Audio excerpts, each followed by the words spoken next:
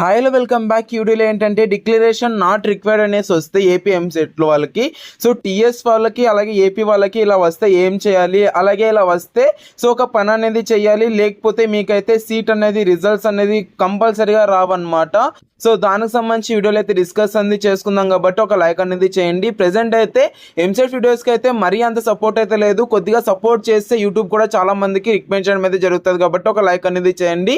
ఇంకా వీడియోలోకి వెళ్ళిపోయినట్లయితే first of all నేను మీకు స్క్రీన్ పైన అయితే డిస్ప్లే చేస్తాను కదా, ఇలా వస్తే అంటే మీకు మార్క్స్ అనేది చూపిస్తుంది. ఇక్కడ చూసుకున్నట్లయితే ఇక్కడ మార్క్స్ అనేది చూపిస్తుంది, బట్ ఇక్కడ చూసుకున్నట్లయితే డిక్లరేషన్ నాట్ రిక్వైర్డ్ అనేసి వస్తుంది అనమాట. ఇది ఎవరికంటే తెలంగాణలో లేదంటే ఏపీ ఇంటర్ బోర్డు కాకుండా, అంటే ఏపీ బోర్డు వాళ్ళు కాకుండా వేరే బోర్డు వాళ్ళకి ఇలా వస్తుంది అనమాట. సో ఇలా వస్తుంటే ఏం చేయాలి, సో దానికి సంబంధించి మాట్లాడుకున్నట్లయితే నార్మల్గా డిక్లరేషన్ ఫామ్ అన్నది ఏపీలో ఎవరైతే చదివారో సో వాళ్ళకైతే డిక్లరేషన్ ఫామ్ అనేది అవసరం లేదనమాట. లైక్ ఇంకా మీకు క్లియర్గా చెప్పాలంటే ఎవరైతే ఏపీలో చదివారో సో వాళ్ళకైతే అంటే ఏపీ ఇంటర్ బోర్డు కిందకు వస్తారో సో వాళ్ళైతే మార్క్స్ సబ్మిట్ చేయాల్సిన అవసరం అయితే లేదు. ఎవరు సబ్మిట్ చేయాలంటే సిబిఎస్ఈ కానీ లేదంటే ఎవరైతే అదర్ స్టేట్ వాళ్ళు ఉన్నారో వాళ్ళైతే మార్క్స్ అనేది కంపల్సరీగా సబ్మిట్ అనేది చేయాలి.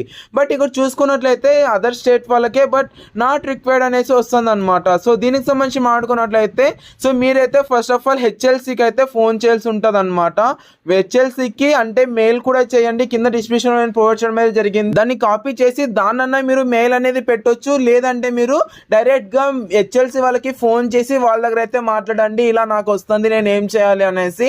అండ్ ఏపీ వాళ్ళు ఎవరైతే ఉన్నారో వాళ్ళైతే ఫోన్ చేయాల్సిన అవసరం లేదు. బట్ ఎవరైతే తెలంగాణలో లేదంటే కర్ణాటక లేదంటే తమిళనాడు ఇలా ఎవరైతే అదర్ స్టేట్ నుంచి వస్తున్నారో ఏపీకి సో వాళ్ళైతే కంపల్సరీగా మీరైతే హెల్ప్ లైన్ సెంటర్కి అయితే ఫోన్ చేయండి. హెల్ప్ లైన్ సెంటర్ అన్నది సో ఇక్కడ స్క్రీన్ పైన డిస్ప్లే చేస్తాను కదా, ఈ నెంబర్కి అయితే ఫోన్ చేసి మీరైతే వాళ్ళ దగ్గర అయితే మాట్లాడవచ్చు అనమాట. ఓకేనా. సో ఇప్పటి వరకు అప్డేట్ అయితే ఇది. మీకు ఏ చిన్న డౌట్ ఉన్నా కూడా కామెంట్ సెక్షన్లో కామెంట్ చేయండి, దానికి సంబంధించి స్పెసిఫిక్గా ఒక వీడియో చేయడం అయితే జరుగుతుంది అనమాట. ఏ చిన్న డౌట్ ఉన్నా కామెంట్ చేయండి. అండ్ నెక్స్ట్ వీడియోలో కలుసుకుందాం. అండ్ మన ఛానల్లో అయితే ఎంసెట్ వీడియోస్ అయితే చాలా వస్తుంటాయి అనమాట.